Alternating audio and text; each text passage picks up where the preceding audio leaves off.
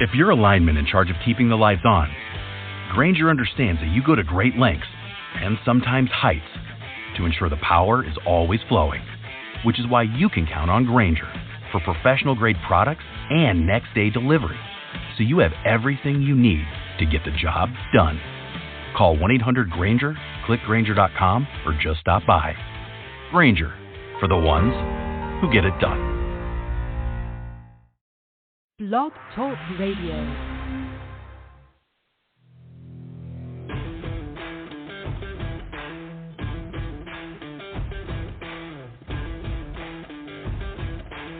The following broadcast is brought to you by the iGolf Sports Network. Golf Talk Live is sponsored by the iGolf Sports Network and Golf Tips Magazine. Here's Andrew to tell you more about our sponsors. iGolf Sports is a live stream broadcast and media production company providing quality programming designed to attract the golfing enthusiast. And Golf Tips, the game's most in-depth instruction magazine, including reviews on the latest equipment, tips from top teaching professionals, all designed to help you improve from tee to green. Welcome to Golf Talk Live with your host, Ted Odorico. Join Ted each week as he speaks with some of the best in golf. This week's special guest will join us a bit later. But first up is another great discussion on Coach's Corner. So let's introduce tonight's Coach's Corner panel. All right, good evening, everybody, and once again, welcome to Golf Talk Live. I'm your host, Ted Odorico, and we've got a great show for you this evening. We're going to be starting things off, as mentioned, with a great discussion on the Coach's Corner panel, and I'm very excited to have a great professional who's become a friend now for the last several years, joining me for kind of an intimate, close, whatever you want to call it, discussion on Coach's Corner panel, but we're going to do that tonight.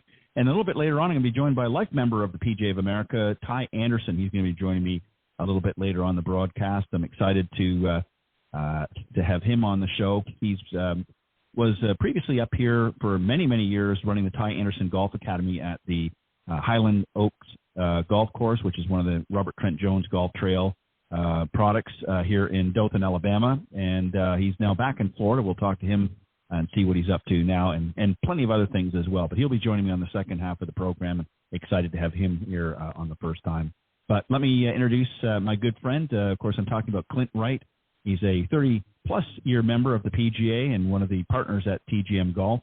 They're a big proponent of the R3 approach, and I consider him to be certainly among the best covering the short game and a favorite guest here on Coach's Corner. So without further ado, let me bring on my very special panelist guest, if you will, on Coach's Corner, Clint Wright. Good evening, Clint.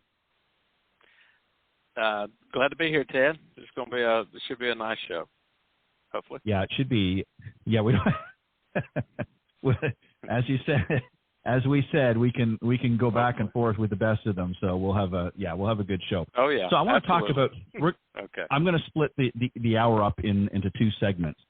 We're going to talk about a few different trouble shots that the folks might be faced with out in the golf course, and then we're going to talk about some approach shot strategies, and something we haven't done before on the show is really talking about how to attack the various holes we might be faced with, and I'm going to throw out some stats there as well that a lot of people might be surprised about. So we'll do that on the second half of the show. But let me get right into tonight's discussion, and let's talk about one of the trouble shots you don't hear too much about. We always talk about bunkers, but this one here is the fairway bunker lie, but an uneven. So obviously, sometimes you might be faced with that. Bunkers can be a beast for some people. They're actually easier shots than what a lot of people give them credit for, Clint. But nevertheless, we're going to try and see if we can help them out here. But an uneven fairway bunker lie. First off, there's a couple of different things that people need to know with dealing with this scenario, and then also the fact that it's uneven adds a whole different approach to it as well. So give us some thoughts about that, what we might be faced with, and what are some good options to consider when you're trying to tackle that uneven fairway bunker.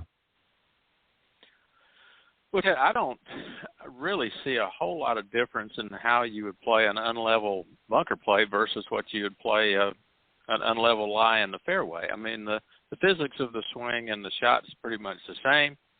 In fairway bunkers, we're wanting to hit the ball first like we do in the fairway. Most likely we may want to add a little bit of club face because we're not going to we'll maybe not quite catch it as well as our perfect shot would be. So we'd want to maybe play a little extra club where we could choke down on it, get a little bit better control of the swing itself. But as far as just the play of the hole, I mean, what I see, and you're correct, greenside bunkers is the easiest shot in the game. Most people won't believe that until you show them how to properly hit them, and they go, oh, this is a little easier than I thought. So you're absolutely correct there. But what I see a lot of times people do in the fairway bunkers is, you know, we dig in to get really good footing in the bunkers around the green, but that also helps me get the club to enter the turf or the sand, I should say, before it gets to the ball. So we want to lower ourselves a little bit, which is helpful. But in fairway bunkers, I see people doing the same thing, and it almost guarantees you that they're going to hit it fat. They're going to hit behind it. So I'd be very cautious of digging in my feet too much in a fairway bunker. Just maybe particularly get a little bit extra footing in your trail leg to where you can maintain good balance on the backswing and not slide away from you. But I don't see that there's a tremendous amount of special effects that need to be done in a fairway bunker compared to what you might do in unlevel lies in the fairway. You know, if it's a downhill lie in the bunker, I mean, you got to add a lot of loft to make sure you get the ball up over the lip of the bunker, things of that nature that are very situational. But in general, they're not that much difference in how you play them if you had the same kind of unlevel lie in the fairway. And I think that may be one of the things that people make a mistake at trying to do something special. Just set up on the ball like you normally would. Put it in your stance. You know, if you got a little downhill, you know how you want to play it, or uphill. You know, you can get away with a little bit less loft possibly. But those are the same things you deal with in the fairway. So don't overthink these fairway bunker shots, and particularly just get solid footing, not a dug-in footing. I think is one of the biggest mistakes I see people make. Yeah, and you're exactly right. And just to touch on a couple of points that you mentioned, I think the trail foot, again, for you right-handed players, that would be, of course, your right foot and left foot for the left-handed folks. But, you know, it's okay to plant that a little bit more than maybe the left, just, again, to avoid swing or sliding into the backswing.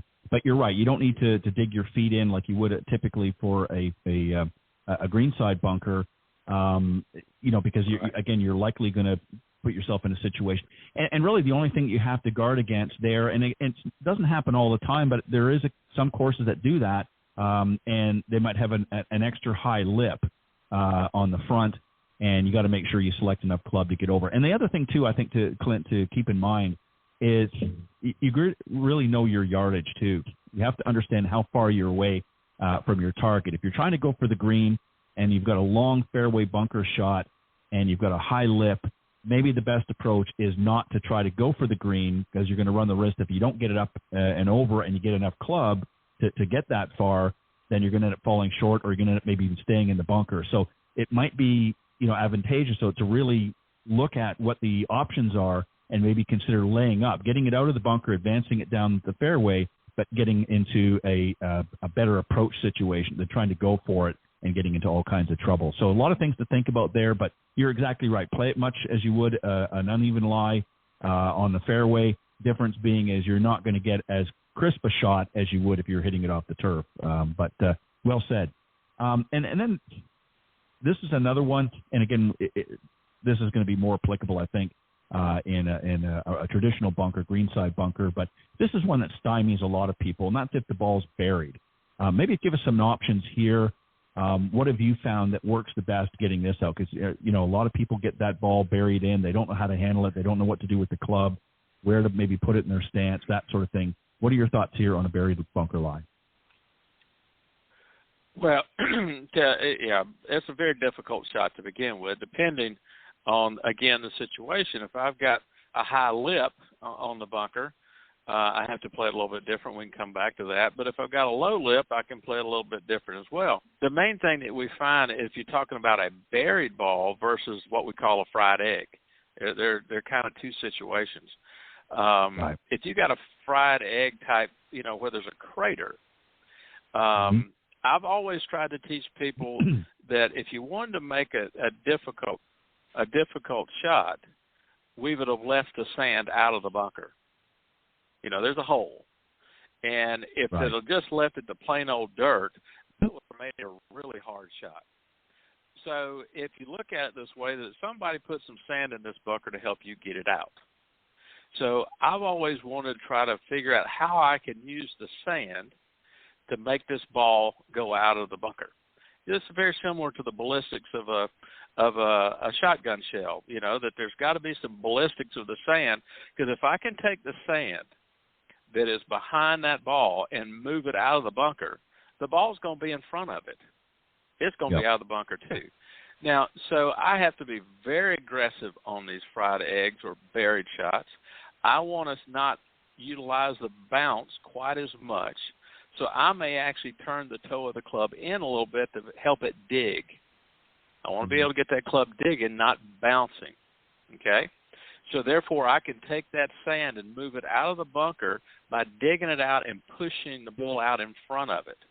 Now, when we do that, the ball's going to hit the ground running. You're not going to get any spin on it. So you really, it's almost like on all these shots, you've heard them talk about the chunk and run.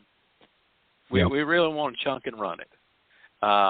And sometimes when the lip of the bunker is a little bit high, it just may take you two to get it out, you know, because you can't quite get the elevation on those shots as you would a normal bunker shot. So, again, the whole concept is situational, but the general thought process is move the sand out of the bunker, get the club in a little bit more of a digging profile versus a bouncing profile, which means we're going to square it up a little bit more, and get it out of there. Just go be aggressive.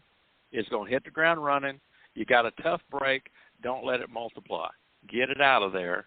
No matter where it ends up, unless it's in the water or somewhere else, it will be okay. Even if it runs across the green and goes into another bunker, that's better than you trying to, you know, leave it in the one you're in.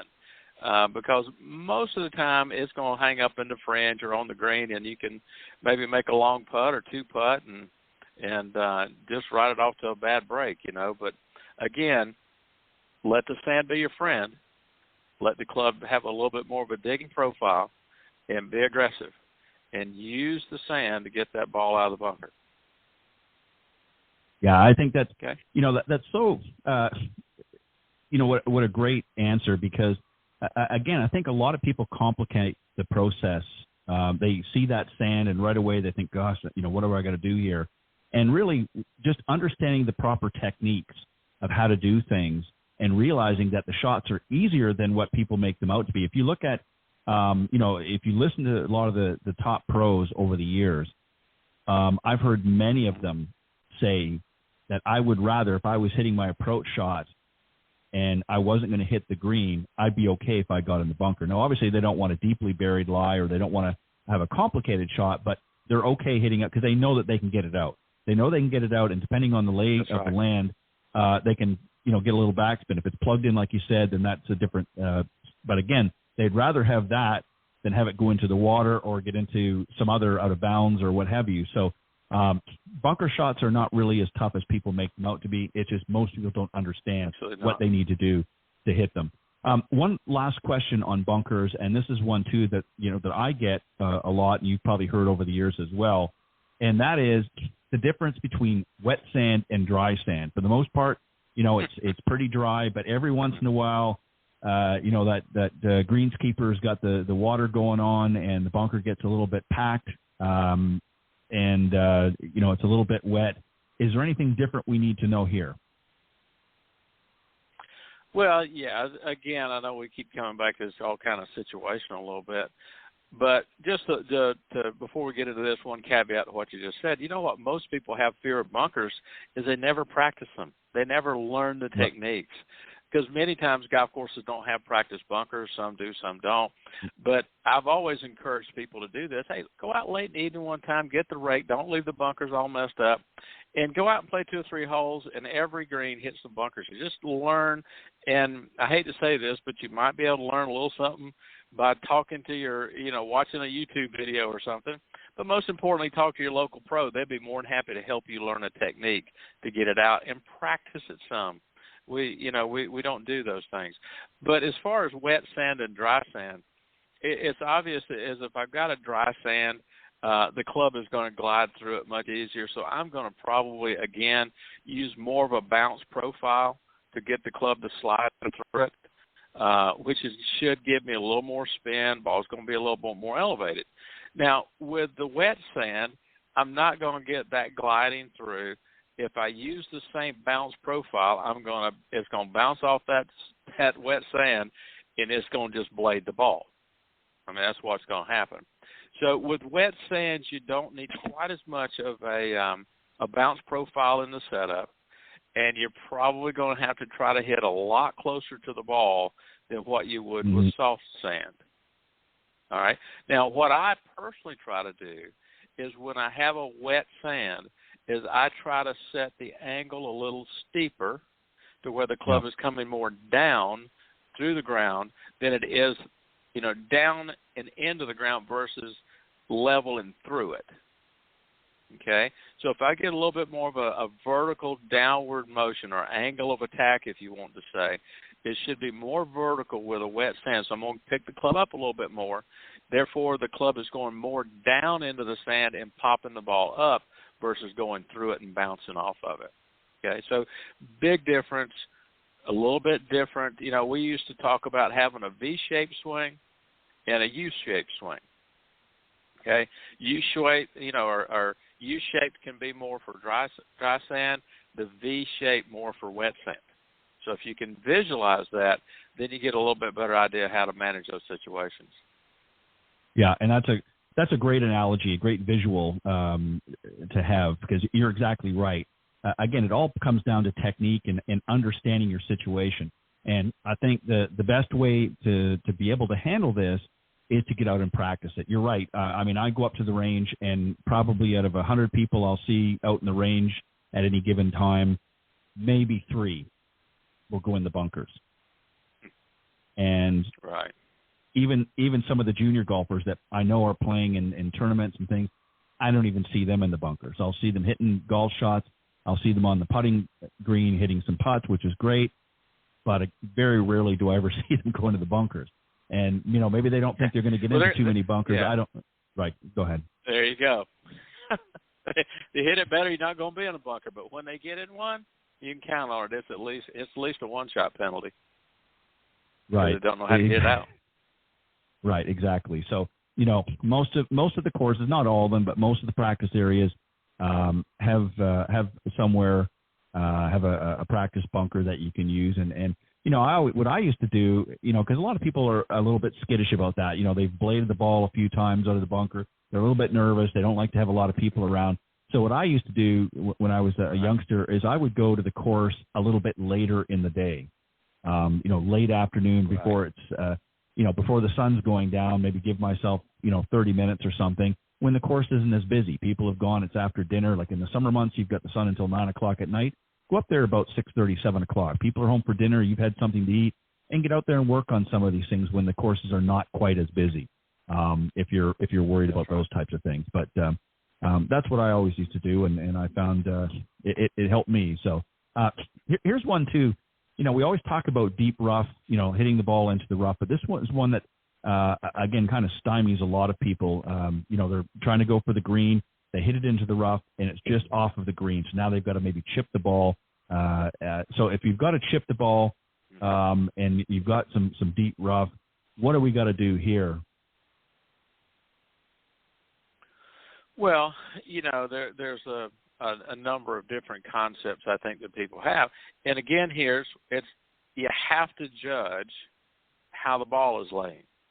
If the ball is down on the ground, if it's already dropped all the way through, it depends on the type of grass you have, whether it's fescue or Bermuda, things of this nature. So it's hard to generalize about that shot. But the one general thing is I'm going to play it very much like a bunker shot.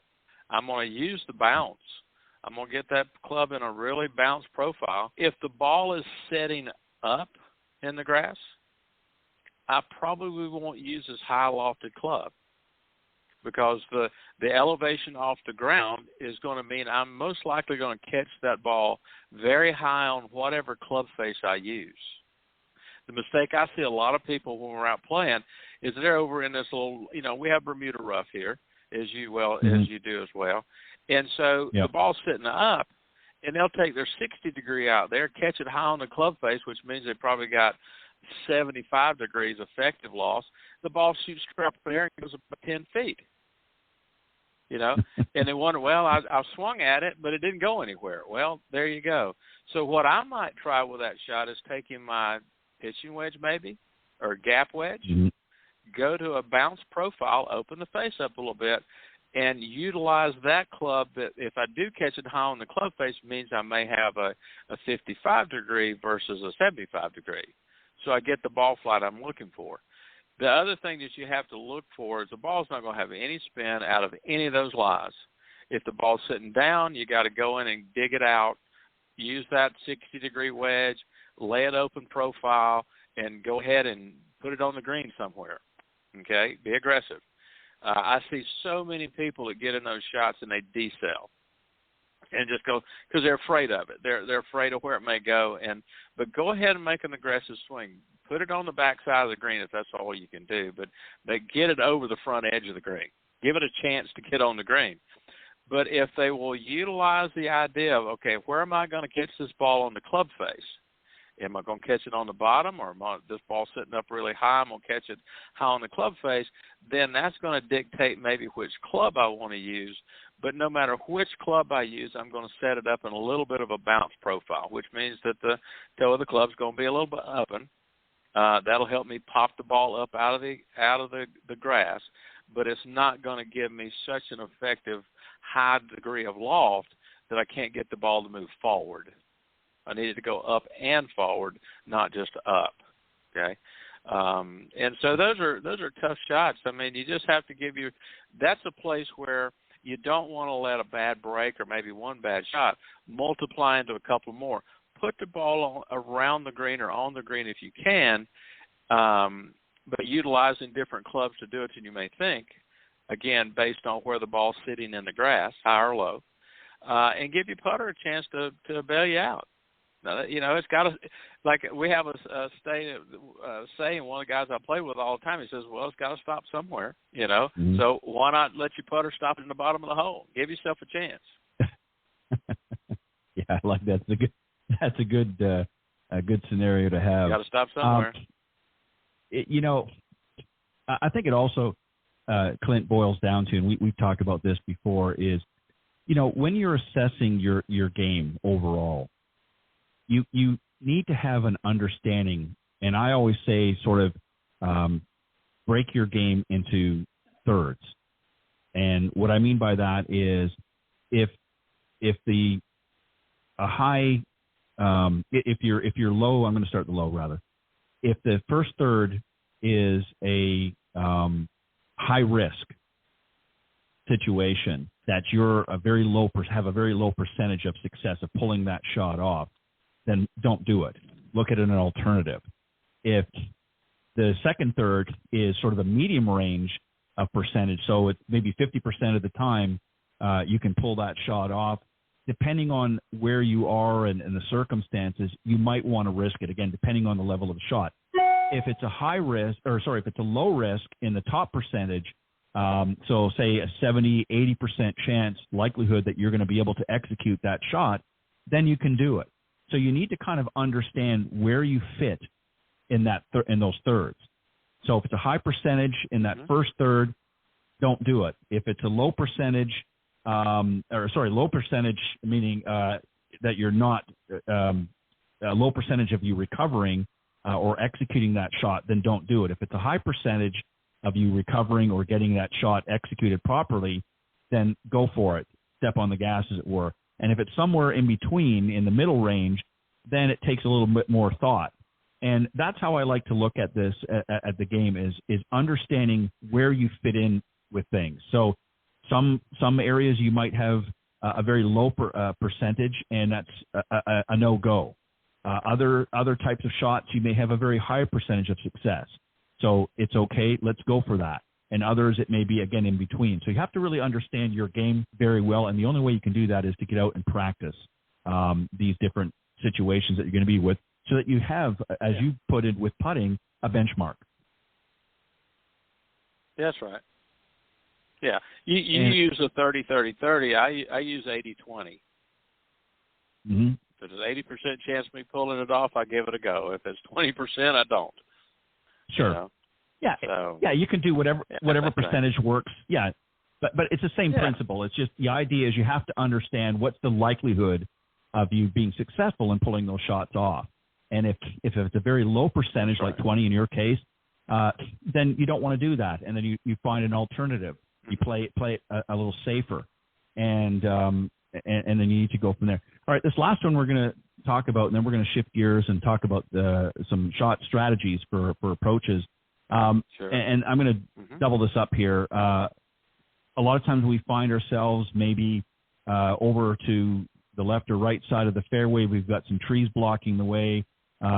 Depending on our options, some options we may be able to go over. Others may have to go under.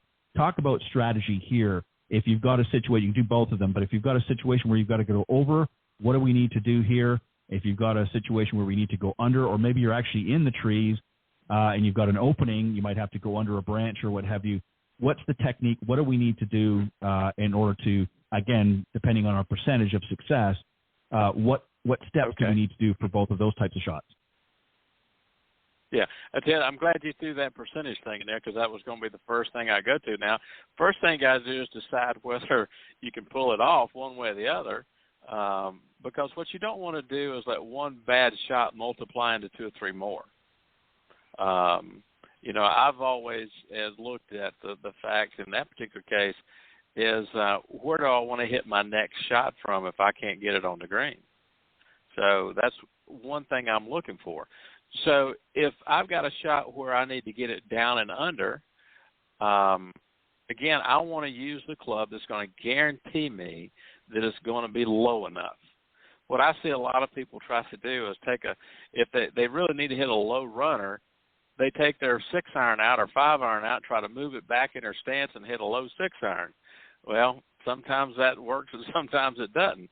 So if I need to hit a low 6-iron, I'm going to take my 4-iron and play it a little bit behind center and go ahead and hit it because that's going to help me guarantee I'm going to get the flight pattern I want. It's not going to guarantee me I'm going to be successful, but it's going to guarantee me I'm going to most likely get the flight pattern I'm looking for, and then if I've got a big enough opening, I can move it on towards the green. I see a lot of people try to pull off the miracle shots here when in reality they just need to get it up around the green someplace and rely on their third shot ability. Pitch the ball up. Again, use your putter. I mean, we've always been told that one good putt erases a lot of bad shots, and that's true. So, again, with the higher lofted shots, again, I want to play the club I know are going to get me enough trajectory and loft to get it over the obstacle. Now, it may not get me all the way to the green or my target, okay, but it's going to get me over the obstacle that may help me at that point get it to where I think I've got an easier shot to get the ball up and in from. I see a lot of people that play that really doesn't factor in where do I want to play my next shot from.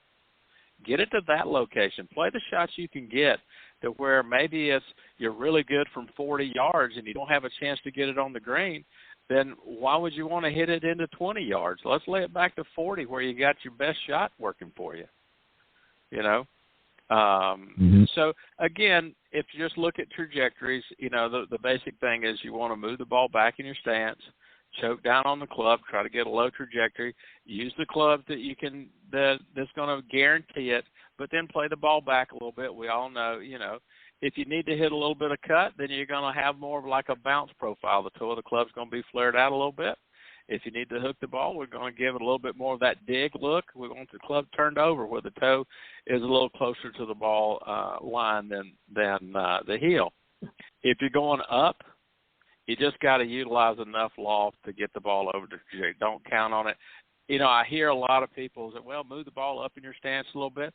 Yeah, that will help some, but you also, if you do it, you get it outside of the rotation of the swing, then you're going to catch the ball a little thin, okay, and the ball's not going to go as high.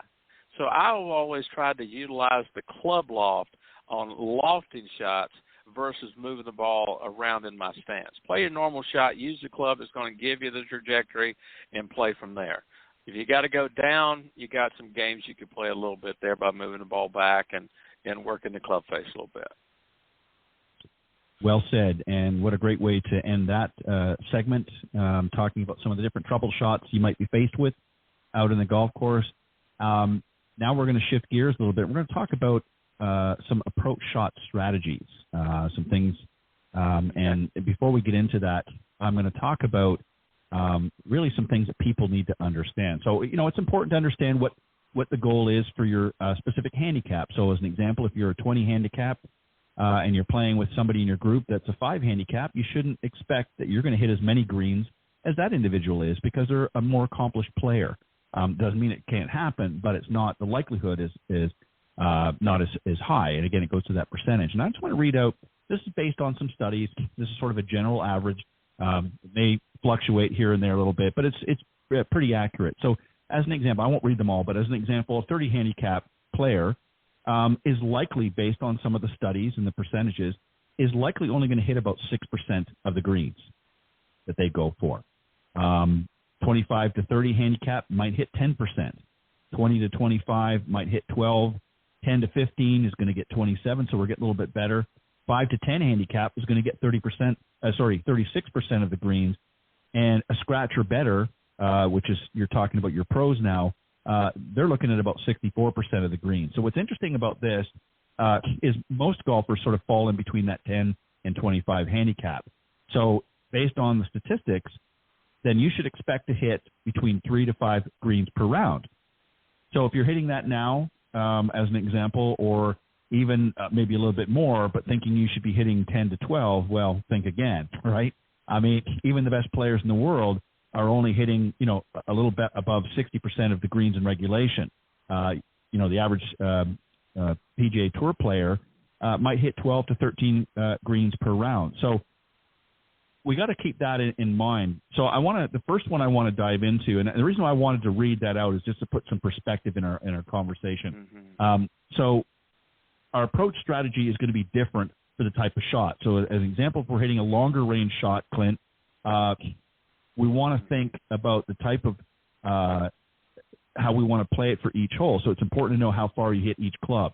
So this is an area that I think a lot of people really miss the boat on, is if you're going to be hitting some longer shots. So as an example, if you're hitting what classifies maybe a longer range shot is anything over 175 or beyond, what might we want to have as a goal? If we're that 20 to 25 handicap and we've got a shot that's 175 yards or over, what is our strategy going to be for a longer shot here if we know that we're probably only going to hit somewhere between 3 to 5 greens in regulation? What are your thoughts here for some of our longer range shots? Oh, yeah. There's no question about it. Let me add one thing to your stats. If they really want to compare themselves to the tour player, the golf course that the average person plays, the tour player is going to hit 100% of the greens in regulation, because they're hitting 65% of the greens on some of the most difficult golf courses in the world. So right. You compare, and I'll plug a book here in a little bit, but the first thing I would do, and maybe quite a few players are already doing this, I would find somebody to sell my 3, 4, and 5 iron to, and I'm going to buy as many hybrids as I can. Yep. Okay?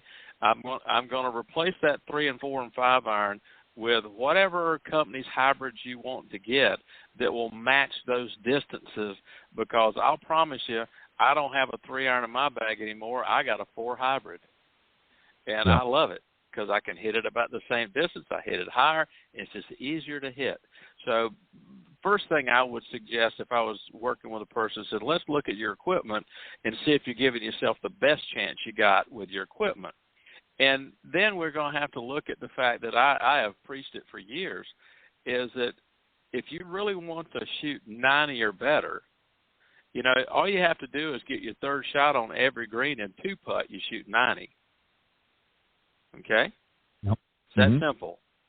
You put your third shot on every green, and you two-putt, you shoot 90. And if you're any good at all, you're going to get your second shot on the green on par threes, and so you're going to shoot 86. So I want to be good with that third shot club. So when I'm out there at 190 yards to 200 yards out, the chances of that being one of those 3 or 4 greens that I'm going to hit today is pretty slim. So my strategy is going to be, I'm going to give this thing a go.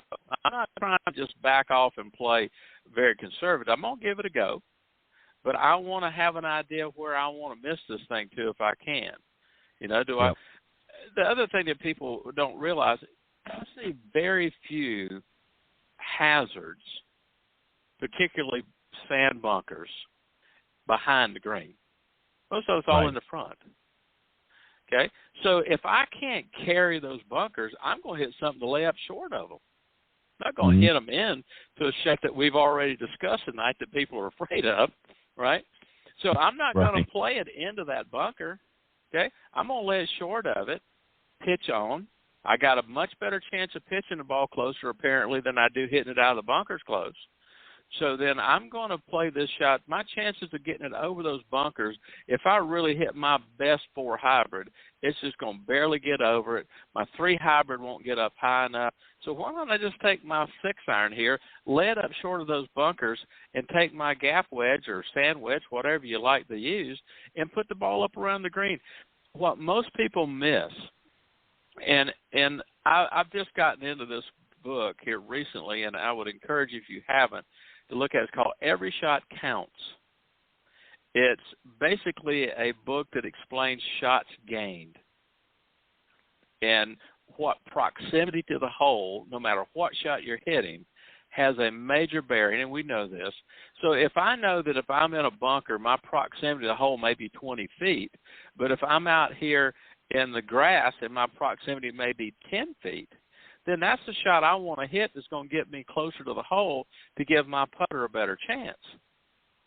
So that's when I start looking at the strategies. If I can't get this ball on the green, or my chances are slim I'm going to get it on the green, where am I the best at getting it as close to the hole as I can in order to give my putter the best chance?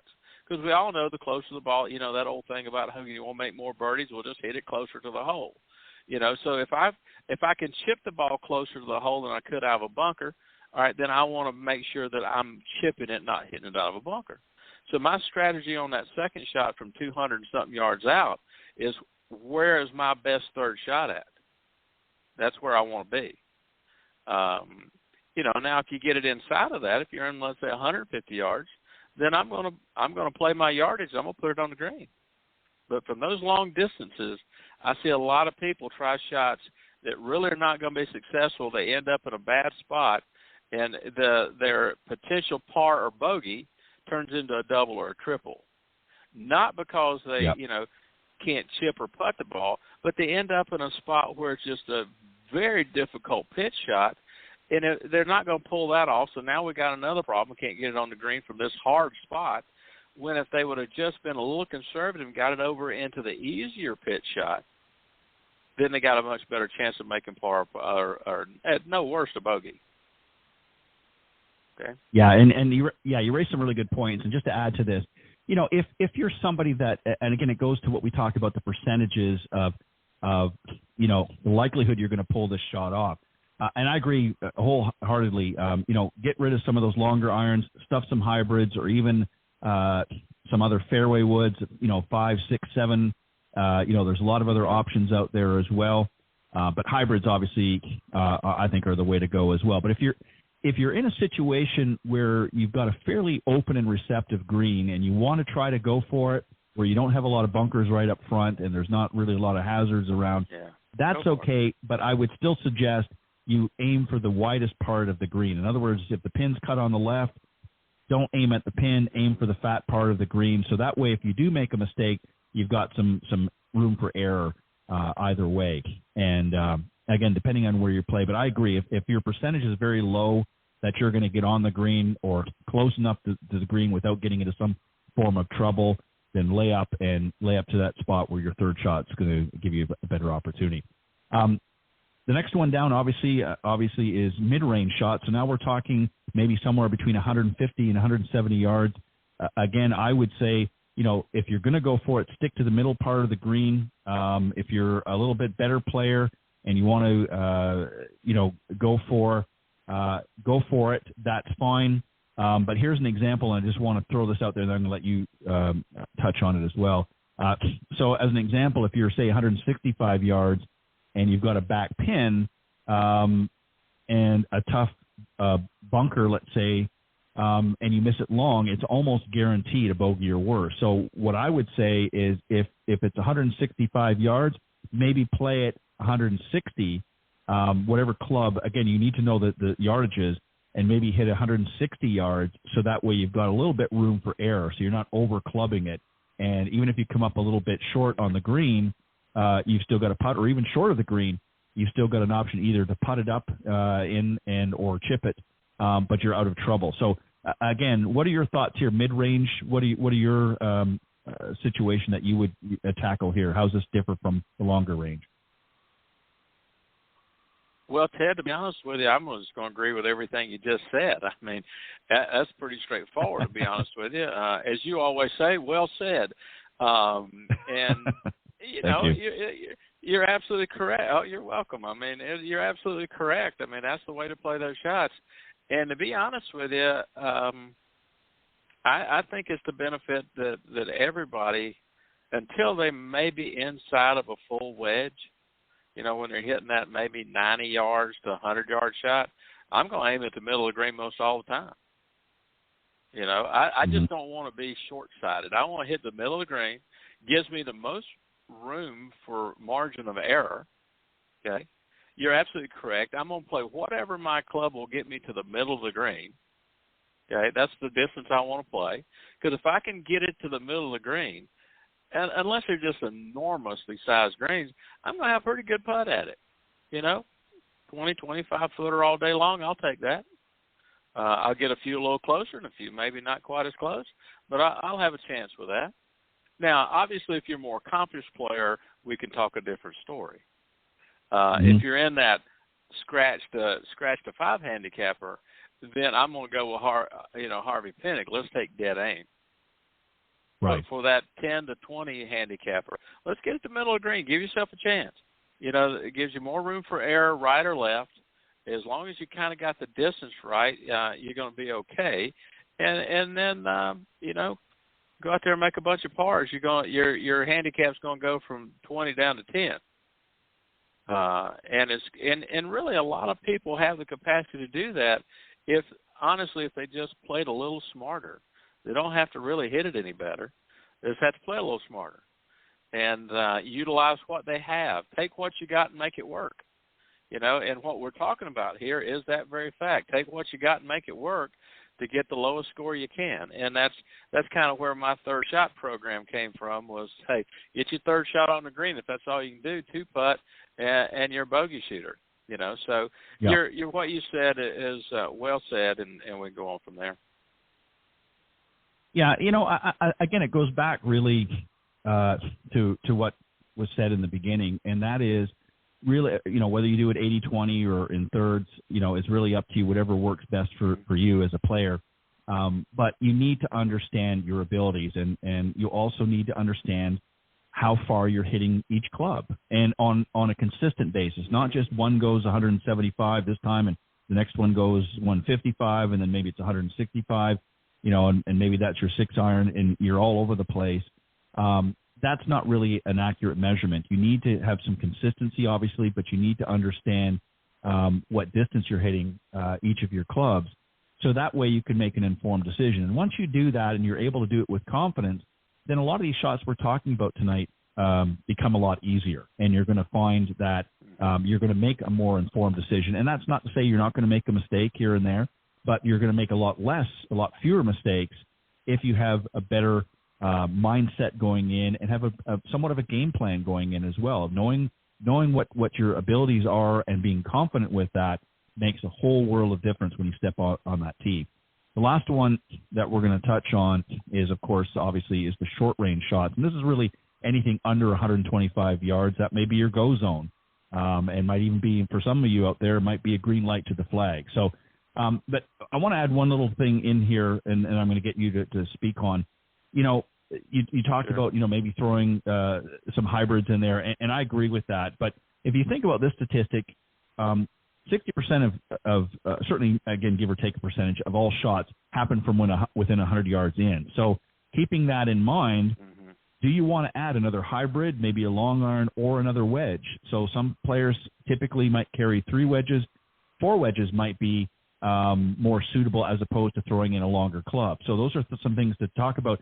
And also, I think it's important that if you're going to carry, whether it's 3 or 4 wedges, that you have a space, a gap space, if you will, of really sort of 3 to 5 degrees apart. So you want to make sure that you're able to keep, if you've got one wedge and you're hitting it one distance and the next one is 10 or 12 yards difference, and then the next one is another 10 or 12 yards off of that, you might need to tighten that a little bit because that's not going to serve you well. So give me your thoughts on approaching for short game shots. This is in your wheelhouse.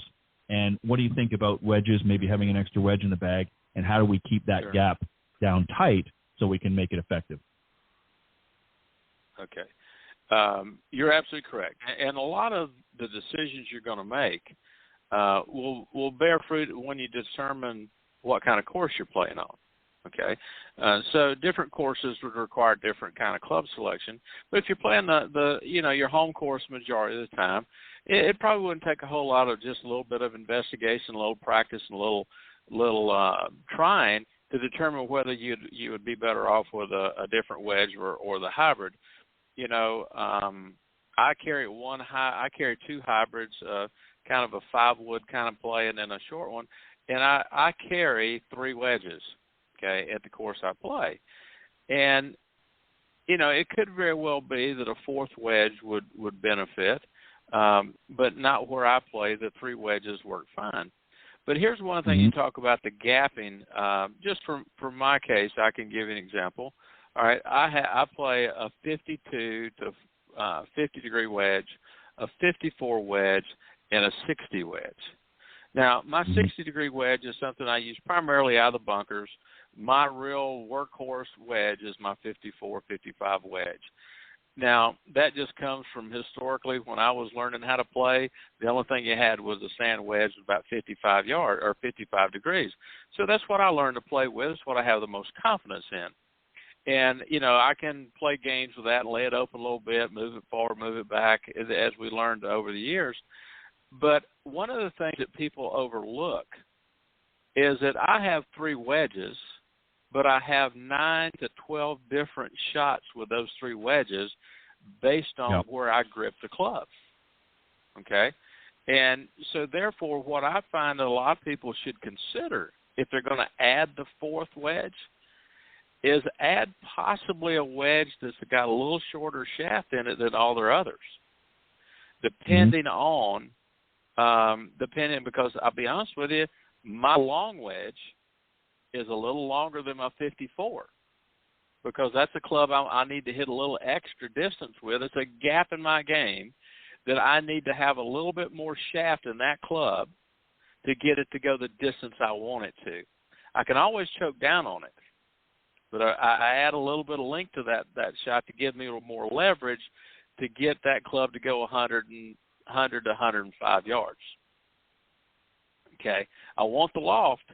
I want to get it up there and hit it soft, so I need the extra length and leverage in the club to get the distance I'm looking for. So a lot of times the loft angle is important, but I think an overlooked specification in your wedges is the shaft length to get the shot that you want that club to deliver for you when you got it held at the end of the club. Okay? Then you can alter the shaft length to get you shorter distances, but not necessarily get a more maximum. So when I'm looking at my gapping, I want to have that gap to be based on end of the grip, relatively a full swing. How far does this club take it? That's what I'm going to establish my gapping off of. Then, again, an overlooked spec, sometimes I might be wanting to deal with the shaft there a little bit more than normal. So double check both loft angle and shaft length to try to help you figure out what that combination needs to be to get you the shot gapping that you want.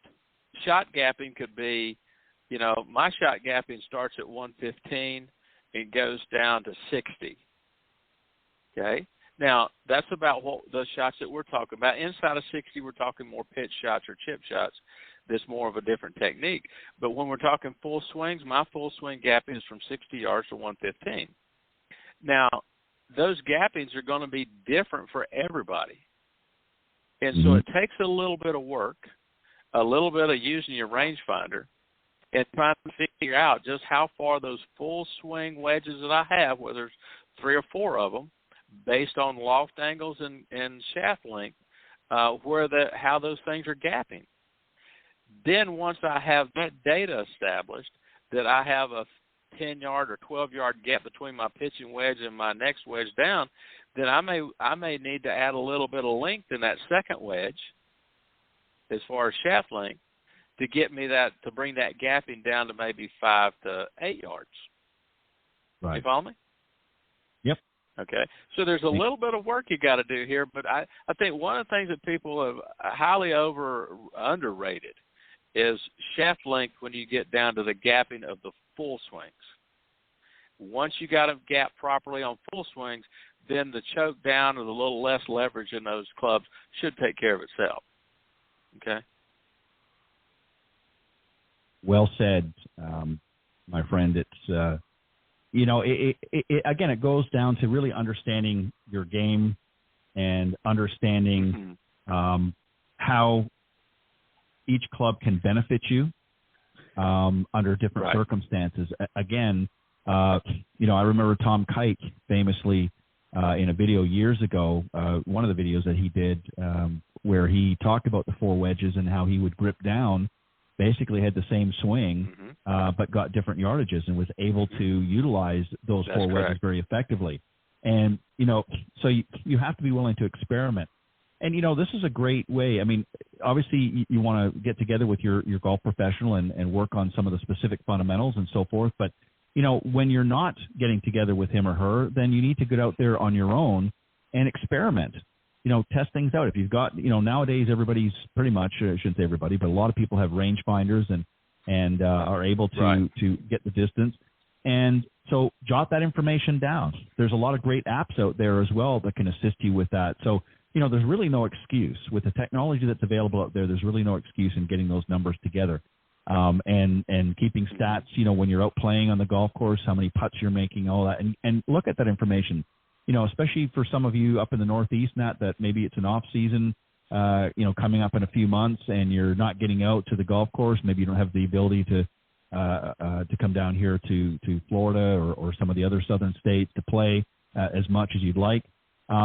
That's the time to start going through the numbers that you've accumulated over the last several months out in the summer. So look at those stats, find out what information, and then communicate that with your golf professional and get a game plan for when you're getting ready to start out for the next season. So food for thought. I think we covered just about everything tonight, Clint.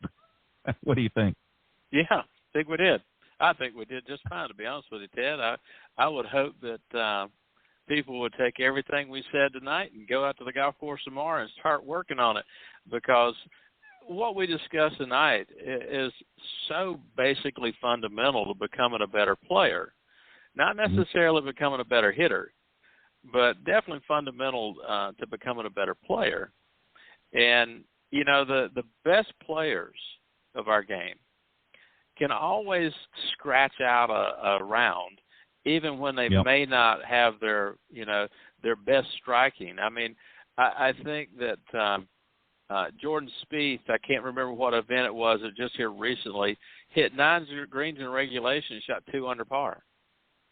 Yep. Now, I'm pretty sure he would have told you he didn't hit it very well, but he scored okay because he played. He played what he had and got to the clubhouse with the best score he could have that day. And that's the whole idea. We've talked about it many times. Take what you got and make it work today. Don't fight it. Just try to utilize it and play smarter, not harder. Couldn't agree. I couldn't agree more. Clint, as always, thank you very much for joining me on the Coach's Corner panel segment here in Golf Talk Live. Love to hear. Yeah, I appreciate it. We've been doing this a long time, and always a lot of fun. And you've been a regular now pretty much since day one, so I appreciate that and sticking with me all these years. And for those that may be tuning in and want to find out how they can get in touch with Clint, Clint, let them know the best way they can reach out. Easy enough, Ted. I'll be here with you until you run me off, but I really do enjoy it. So they can just ClintGolf001 at yahoo.com. Just drop me an email. I respond to them pretty quickly, and if they're interested in having some different conversations, we can hook up by text or phone after that. So look forward to hearing from everybody if we can. All right, appreciate it. Clint, as always, have a great Labor Day weekend. Enjoy. I'm assuming you're going to get out and play a little bit. Weather permitting? Every day that ends in a Y, Ted. Every day that ends in a Y. I hear you. All right, my friend. You have a great holiday weekend. Enjoy. Hopefully some sunshine. I'm assuming the worst of the storm has gone up through your area and is back out in the Atlantic, and everybody's recovering. So. All right, my friend, you have a good one, and I'll see you next time on the Coach's Corner. All right, sounds good. Thanks, Clint. Bye-bye. Care. All right, it was Clint Wright joining me on the Coach's Corner panel segment. When I come back, we will have my very special guest of the evening, life member of the PGA of America, Ty Anderson. He'll be joining us here in just a moment. But before we do that, here's a quick message from Golf Tips Magazine. The following ad is sponsored by Golf Tips Magazine. Are you tired of being short off the tee? And what about those 3 putts? Forget about it. It's time you got serious about your game. Golf Tips, the most in-depth magazine in the industry. For over 30 years, Golf Tips has delivered expert content such as the latest golf instruction from America's top pros, simple to follow practice and game improvement drills, fitness and mental game tips, equipment, training aids, accessory and apparel reviews, golf destinations and travel tips for every budget, and so much more. Don't miss a single issue. Go to golftipsmag.com and subscribe today. All right. Don't forget as well, with Golf Tips Magazine, you can get both the print version and the digital version. So you just go to golftipsmag.com and you can get either or. You can get both, whichever you prefer. Also, a quick program note just to let everybody know, the last week of October 27th to the 29th, Golf Tips will be holding a golf school at Macklemore Resort, which is atop Lookout Mountain in Georgia, and yours truly is going to be hosting that. So if you're interested, you can reach out to me 2 ways, by email at editor.golftipsmag@gmail.com. That's editor.golftipsmag@gmail.com for more information. Or you can call me personally. My cell number is area code 850-238-6130. I'd be happy to give you all the details. It's going to be a good time. 3 of the top 25 instructors from Golf Tips are going to be there alongside me, and lots of great instruction, some lodging and everything's included. We'll give you all the details if you want to reach out. But time's running short, so you've got to make a decision here before too long. But again, reach out to me at editor.golftipsmag@gmail.com or call me at 850-238-6130. All right, as I mentioned, a very special guest tonight. I met him actually at the PGA Merchandising Show. I've seen him around over the years, and I'll tell you a little bit about him. He's been teaching this great game for the last 25-plus years. He's a life member of the PGA of America, and he was operating up at the Highlands Oaks Golf Course at the Robert Trent Jones Golf Trail in Dothan, Alabama. He was operating the Ty Anderson Golf Academy. Prior to becoming a PGA member, he served this country faithfully as an officer in the United States Air Force for over 23 years before retiring as lieutenant colonel. He holds a bachelor's degree in marketing from Boston College, a master's degree in business from Central Michigan University, and the equivalent of a second master's degree in military education from Air University. Again, he's operated successful teaching academies starting in Florida, Massachusetts, Ohio, Alabama, and now he's back in Florida. Please welcome my very special guest this evening, Ty Anderson. Good evening, Ty. How you doing? I'm doing very well. Thank you for joining me tonight on Golf Talk Live. You got me up past my bedtime, man. Mine too. So I'm getting there with you. I'm old. I'm old. What can I tell you? Yeah. Well, let me first say, before we get into tonight's discussion, let me first say, as former military as well, thank you very much for your service, and can't ever say that enough. Can't ever thank the members of the military for all of their efforts and loyalty and dedication to service. And I just want to thank you for that. I know you're retired now, but you put a lot of years in there, and we want to thank you for that service. Well, thank you. That was not a lifetime ago. Yeah, you've been doing a lot. You've actually had several careers, if you put it that way. You've wrapped up a military career. Now you've been doing golf for actually a little bit longer than that. So let me ask you, I guess, an obvious question before we get into some of the specifics about golf. What was it about golf that really appealed to you? When did you first sort of get involved? I'm not talking about it from professionally, but just personally. When did you first sort of get bitten by the bug? At what age? And how did you get introduced to the game? And what then made you decide that you wanted to give back by teaching others this great game? I got bitten by the bug when I got in the service, to be honest with you. Before then, when I grew up, really couldn't afford to do it. You know, a lot of it sounds like a lot of things some people would say.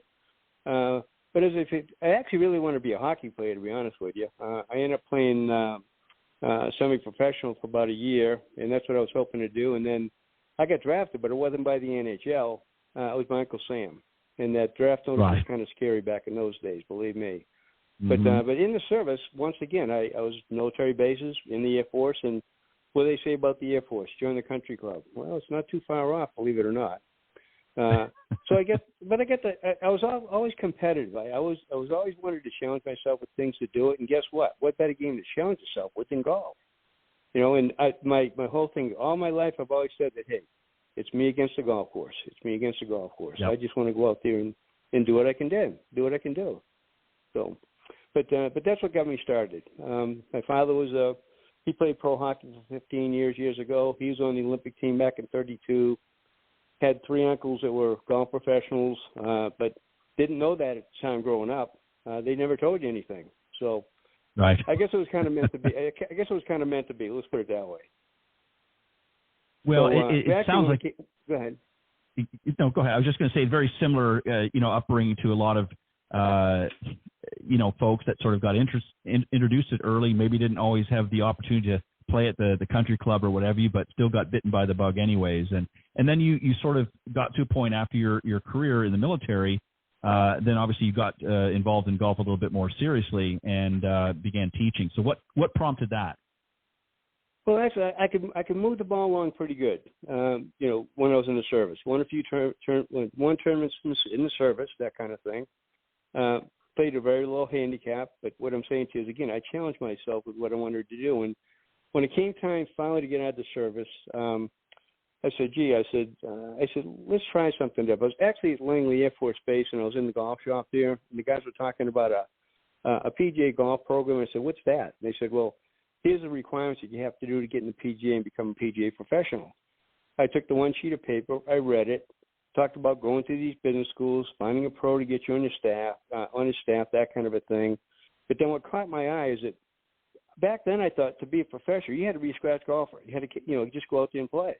When I found out that there was a playability test involved in it, I said, hey, I could pass that thing right now just walking out the door. I wouldn't have to worry about that. But I had no aspirations about playing on a tour. I really didn't, because I didn't want to put the time in to do the practice and stuff that they would have to do. My idea of playing is go hit 10 balls on the range and go on up, play on the golf course. It's me against the golf course whenever I go out there, and that's what I love doing. But that's how the whole thing started. So my wife said, I went home, told her about it, and this is Deb for you. She says, let's go for it. So I put a little resume together, went down to Florida. This was before I got out. This was back, I was going to get out in July, but this was probably around April. Went knocking on doors down there, try to get someone to get on the staff. And lo and behold, Jack McKelvey down at Imperial Golf Course in Naples said, hey, I'll hold the job for you. Come on down and work for me. And I said, that's great. Well, I said, well, get me in the program. And he says, yeah. And I said, fine. Yeah, I'll do it. So, yeah, I actually started my second career on July 4th, 1992. I thought that was a neat day to start my second career. And but my goal was always to be, I wanted to teach. I wanted to teach, but for the first 3 years that I was in the business as an apprentice, basically I was the guy running the golf course. Why? Right. And these were private clubs, by the way. Why? Because my bosses were teachers. They were on the lesson to you all day long. So I'm the guy in there that's running it, facing the members and all that other kind of stuff. But I really, really wanted to teach. And finally, I think it was so. I said, hey, listen, I'm going to get out of here. I'm actually going to go out on my own, have my military pension, which would let me do what I wanted to do. And that's how I started. But I've been teaching ever since. You know, and that's a great way to do it as well. And what I noticed really when I was looking through, you know, some of the information that you had sent me, what really caught my eye, I mean, obviously I know you've taught a lot of individuals over the years, but what really caught my eye is you really have become someone that really enjoys working with kids.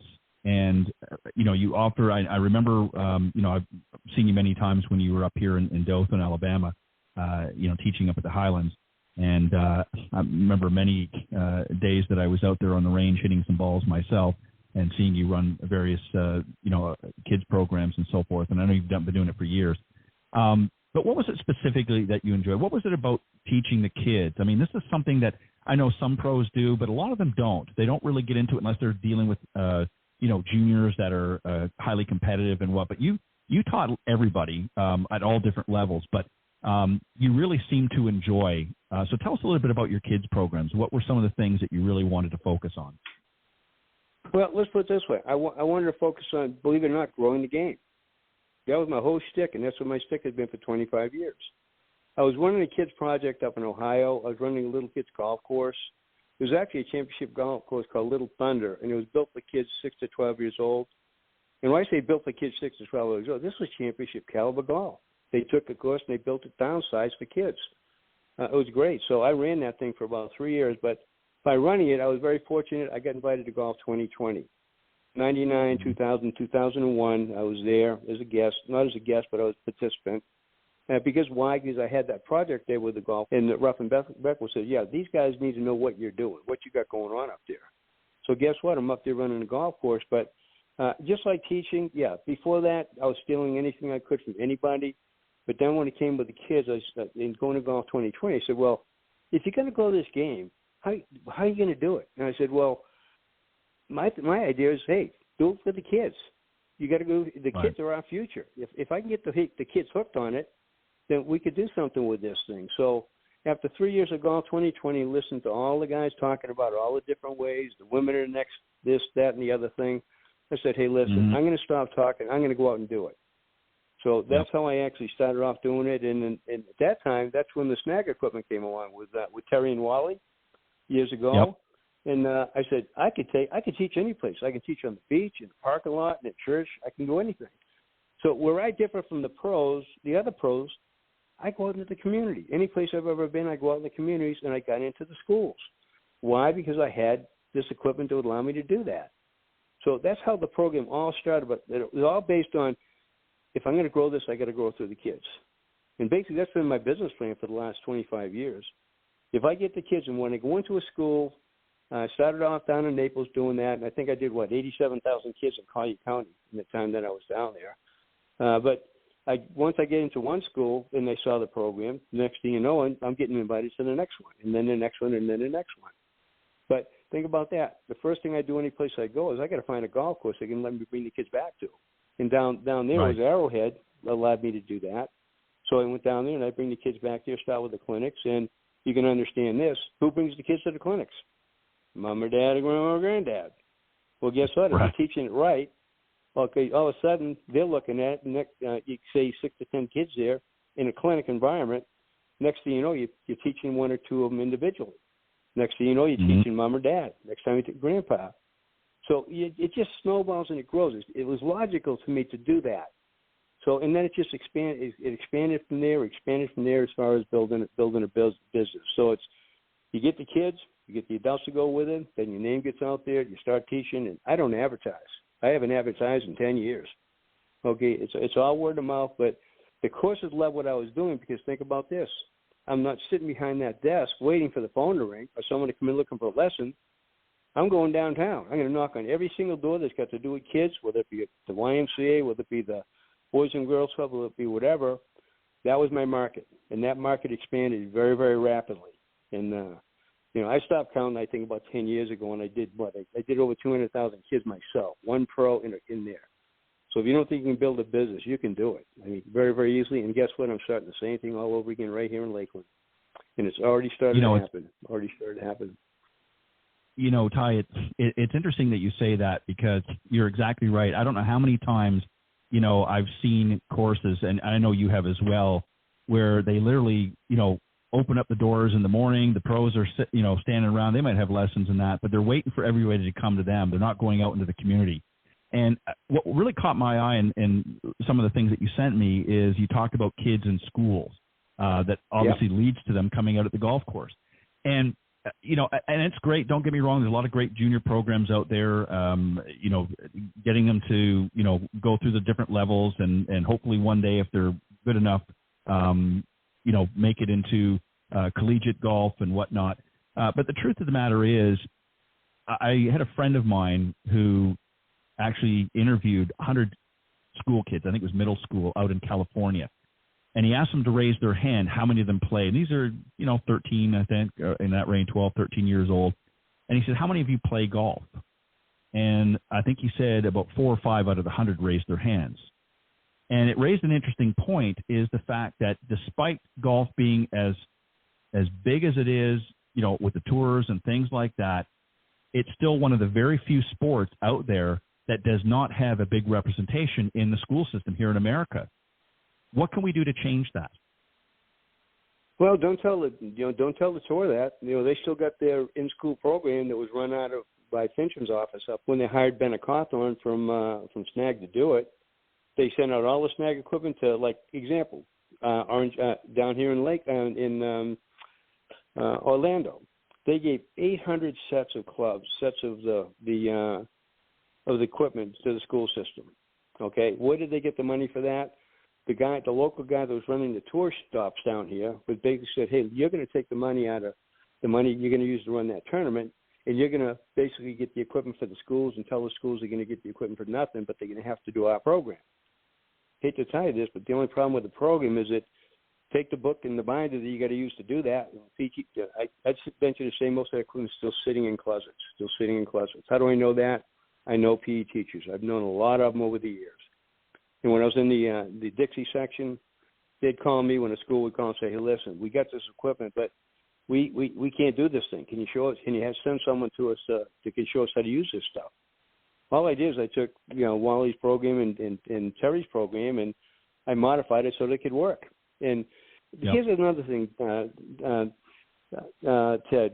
A lot of these young pros right now, think about this. They've never taught kids. They don't know how to teach kids. Okay? And years ago, I think it was about 15 years ago, that they took it out of the teaching manual when they changed instructors at the national level. Okay? They took it out of the teaching manuals, that old first swing program where for kids, where you hang an elephant's trunk and just, stand in front of them.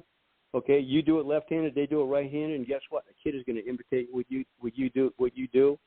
And that's what I got a lot of guys that follow me on Facebook because they watch how I do this. I'll turn around and say, it took 30 seconds to build a golf swing for a kid, and I'll prove it to you. I said, you want to build it? It's simple, 1, 2, 3, 4. And that's what the program was named. It was called Building Swings for Lifetime. That wasn't named by me. That was named by the president of the Aloha section years ago when I got called into PGA. He actually set the meeting up with PGA at one of the shows and said, hey, we need to pay attention to what this guy's doing. Okay, and then he said, this guy's building swings for a lifetime. I said, hey, I kind of like that. You just named my program. So I call it Building Swings with the number 4, a lifetime. I just get the kids in 4 positions, and that's it. But when I go out there with the clinics, I might have 10, 15 kids in front of me in the schools. I could have 80 kids in front of me. Guess what? The kids that want to do it, okay, guess what? They'd follow right along with me, and you'd be looking at golf swings. Okay, now it doesn't mean you're going to hook all those kids. That's a darn sure, okay? But guess what? You get 10 or 15 or 20 of those kids that come up at the golf course. In the schools were very nice to me. They'd send home a flyer telling the guys that, hey, listen, at such and such a golf course, there's going to be a clinic every Saturday morning for such and such, and I always kept the price down for the kids. Okay, and that's one thing I don't agree with some of these other pros is you don't give a kid anything for free. They'll abuse it. Okay, and guess what? If you don't have that kid take some money out of his pocket, I don't care if it's $5 or $10. By the way, I charge $10 per clinic. They sign up and they do 6 clinics for $60. Okay, and they're never going to lose that because it's run continuously. So if they take a couple weeks off for some reason, they can't come out, they don't lose it. It goes on the other side. But guess who keeps that thing going? The Mom's Network is the best network you ever have out there. They keep the darn thing going. They keep people going. So if you do it right, and I'm not saying that because I'll never question what another teacher's doing. I really won't. I let their students question what they're doing. But if you do a program the right way, guess what? You're never going to have like I said, they say what? Do something you love, you're never going to work another day in your life. I haven't been working for 20-something years. I just love what I'm doing.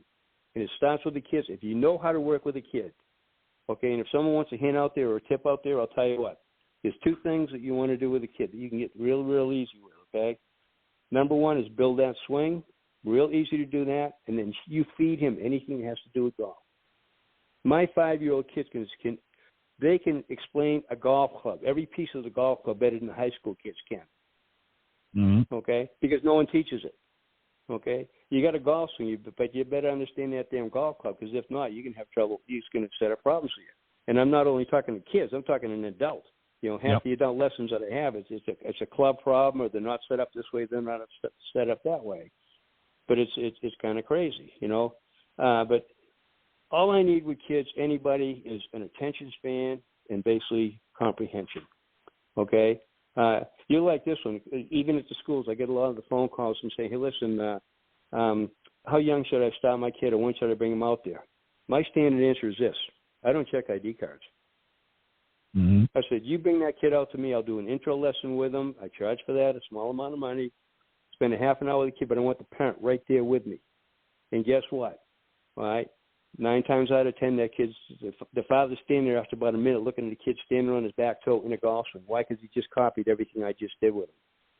So the kids, number 1, they can imitate what you do. That's real important to understand. But the other thing is this: is that their attention span is only 6 or 7 minutes. How did I learn that? Yep. Work with PE teachers in the schools. So what I do, if they come to my clinic, and you see me at the Highlands, they're not hitting balls the whole friggin' time. Okay? No. Every 8 minutes I change gears on them. So, yeah. But a lot of the guys, they haven't had this. Yeah, go ahead. I was going to say, I think a lot of adults need to do that as well because it's true. You raise a really valid point because even adults' attention spans these days, it's hopping back and forth.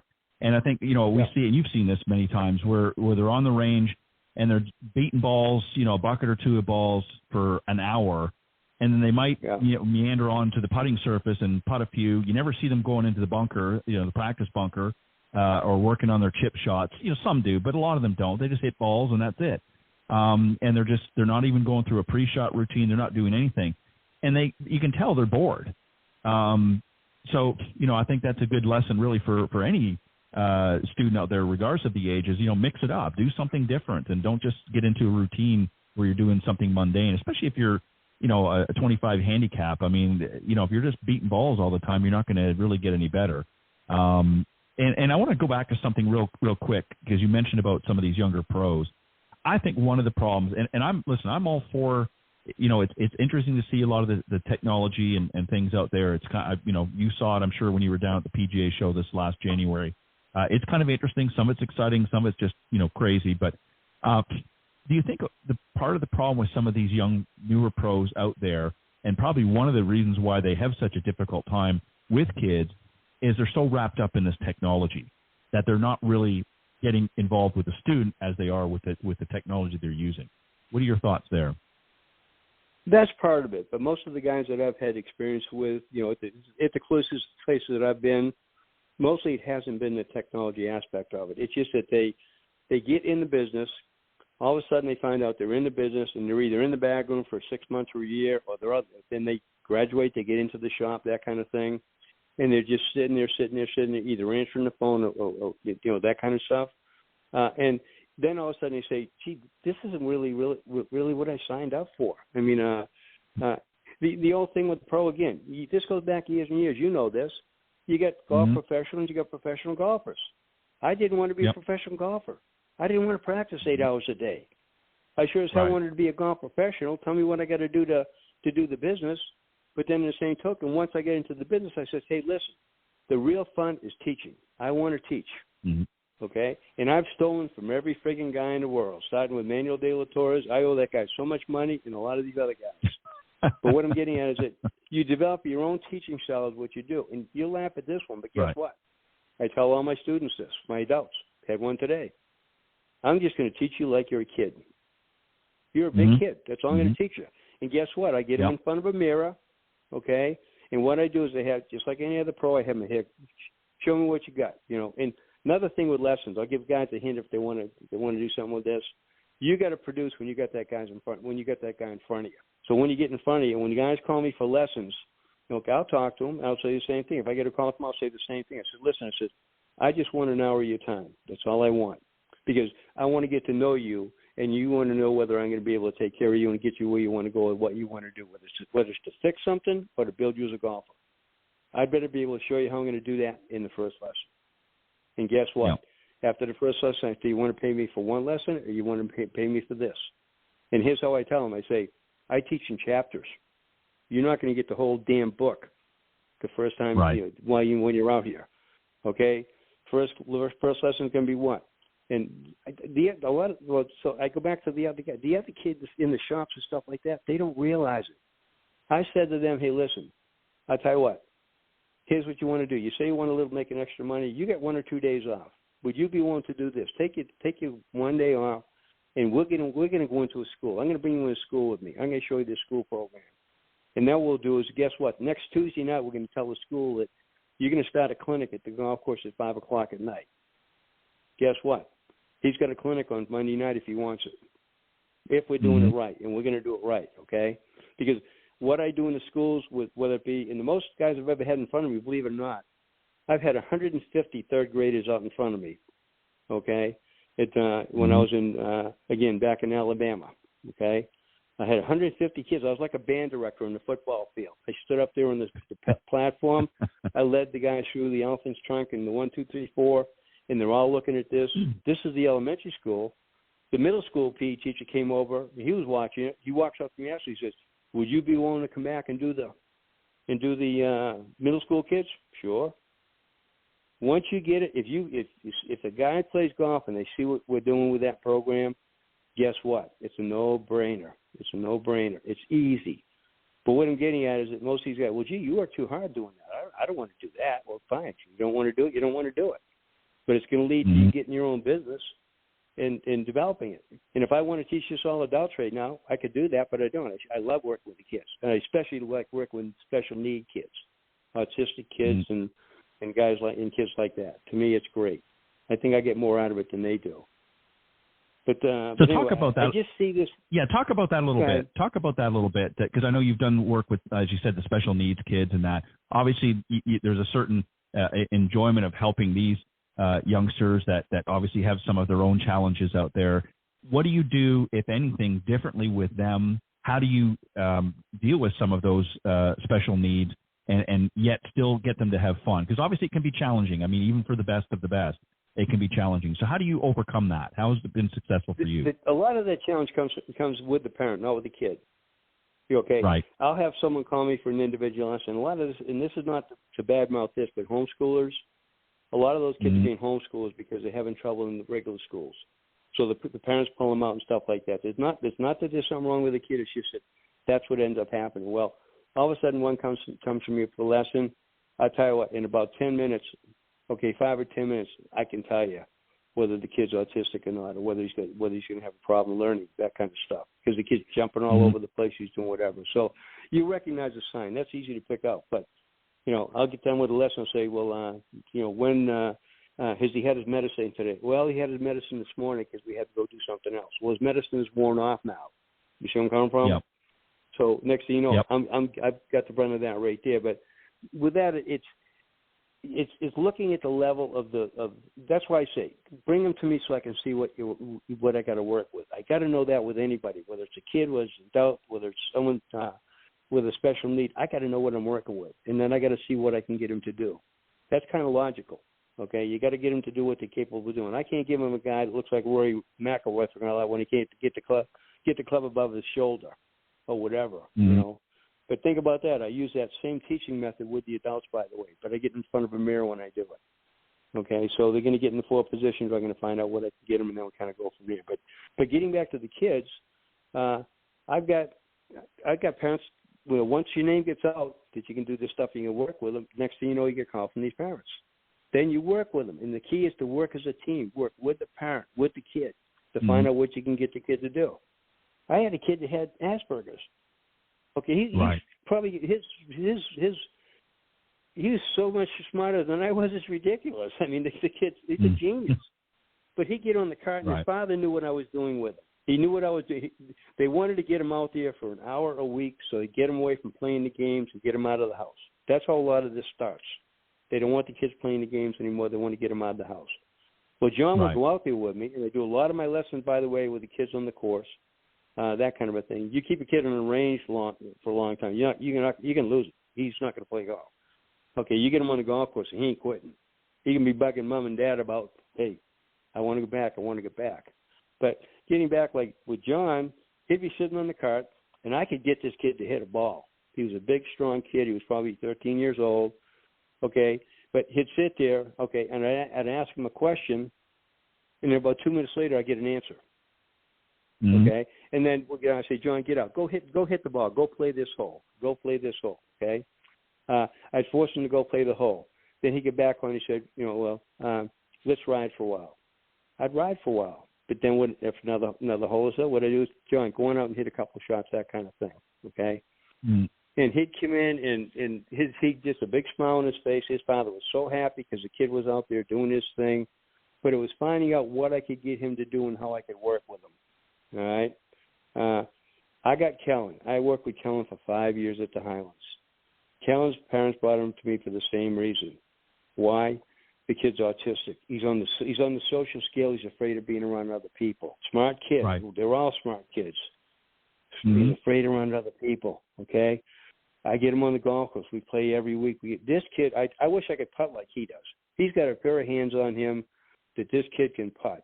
All right? But what I'm saying to you is he's got a beautiful swing as well, but that's what he was capable of doing.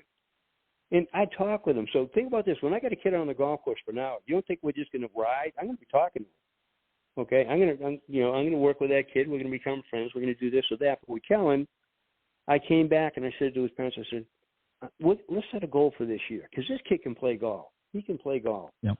Here's what his goal was. He had another year to do this. Let's have his goal be to make his high school golf team. Okay, down in Mariana. All right. So get on the cart. We go out. We play. He's out there on the golf course. And what am I feeding him the whole time? Kellen, you're out here playing with me because I do play with the kids. By the way, I play with everybody. Right. I play with them because I want them to see some decent shots, and I want them to, talk about some things while we're doing those things. But what I'm saying with Kellen, Kellen, you're playing with me, aren't you? Okay? When you're playing on the golf course, who are you playing against? And he kind of looked at me strange. I say, it's you against the golf course. That's the way I think anyway. It's you against the golf course. It's just you. Okay? You might have a couple other people out there with you, but they can be over here, over there. Should they bother you? Should you bother them? Well, no. Well, why the hell don't you go play golf? Okay, right. Just because you can play golf, go hit it. Okay, so anyway, guess what? He made his high school golf team. Guess what he ended up? He ended up being the number 3 man on the golf team. He's ecstatic. His parents and mother and father are ecstatic. I get all these darn success stories. I mean, you talk about making you feel good. Okay, when you see a kid do that and someone like that, but if you don't try it, if you don't know how to work with them, don't be afraid to work with them. That's my biggest thing I said. Don't be afraid to work with these kids. It's just, or anybody for that matter, anybody.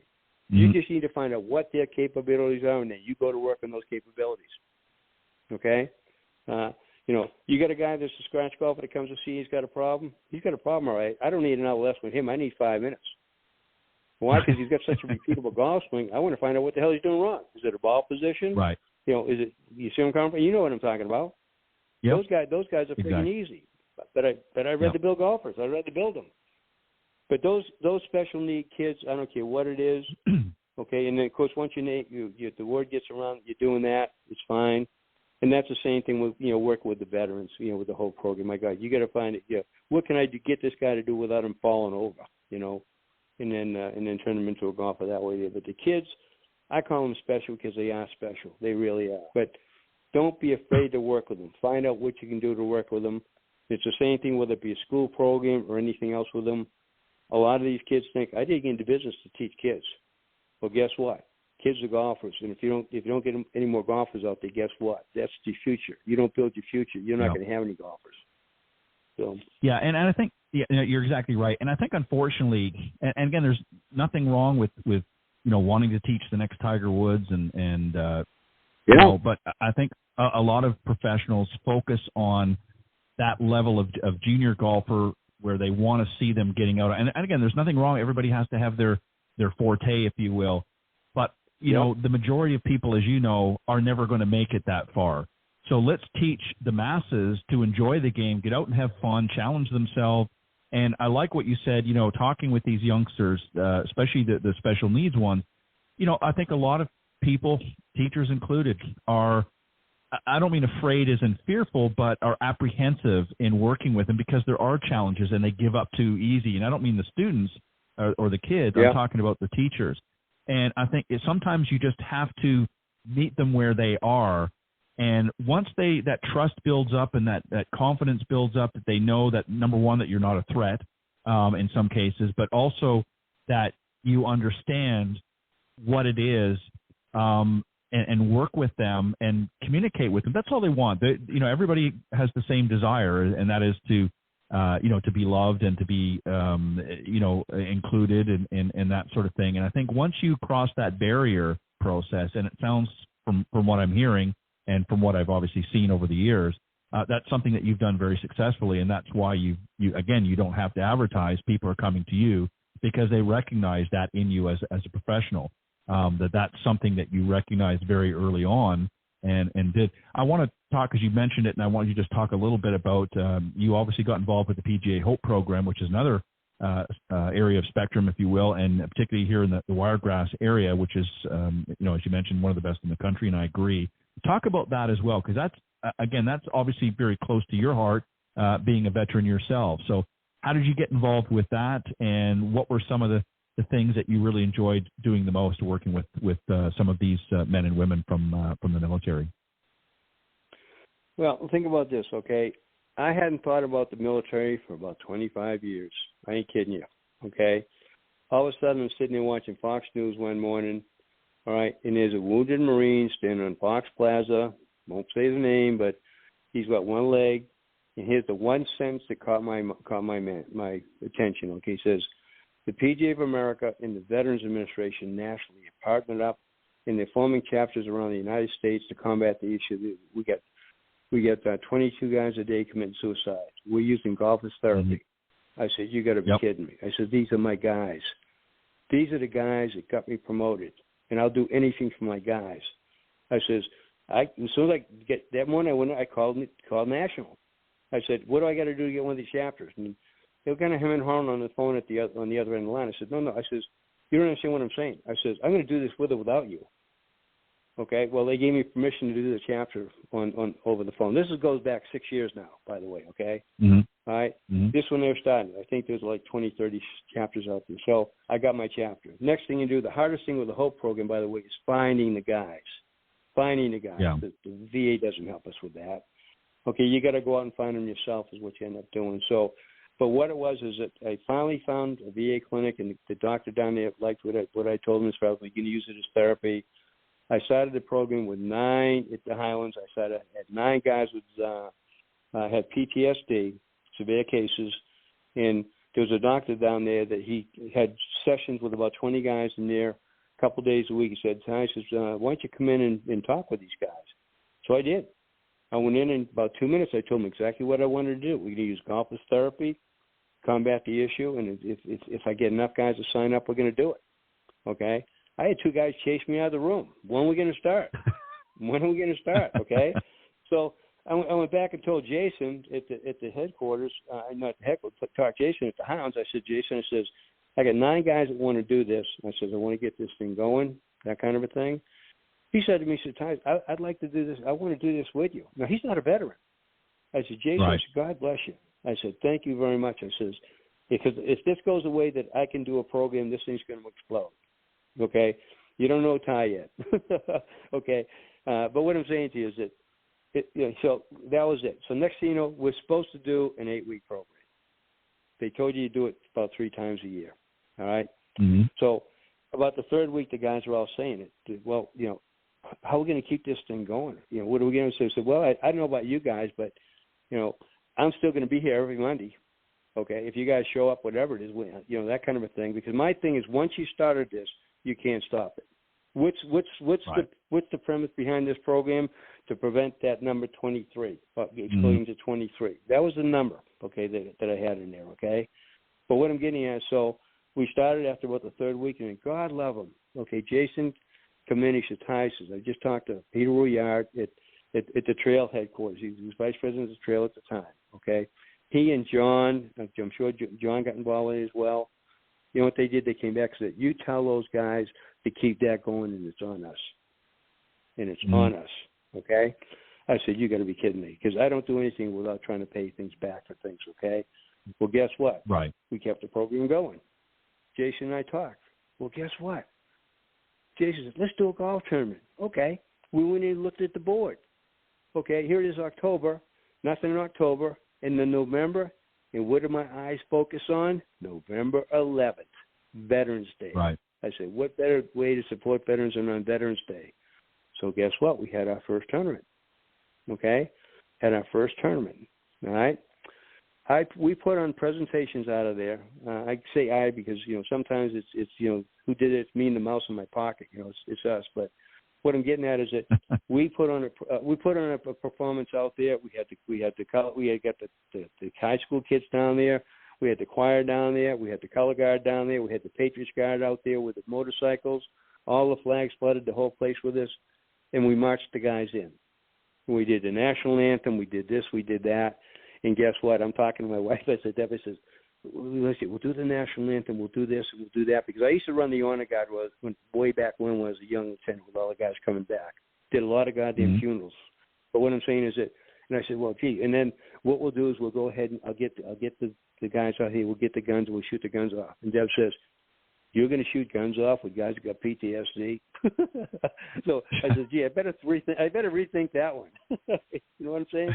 Because that's what they teach you during the training. Okay, you don't do that stuff. So, but here's the thing. So guess what I replaced it with? We do taps, right? We did dueling taps. We had one guy over in the green over here and one guy in the woods over here. I had 3 guys that had to go inside. They broke down.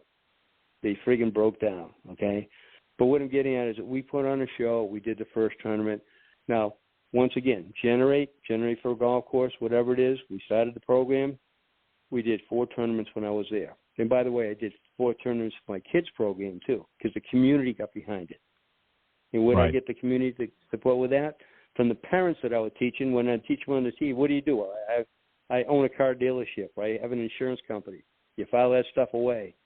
So what I'm getting at is I raised over $150,000 to run the program.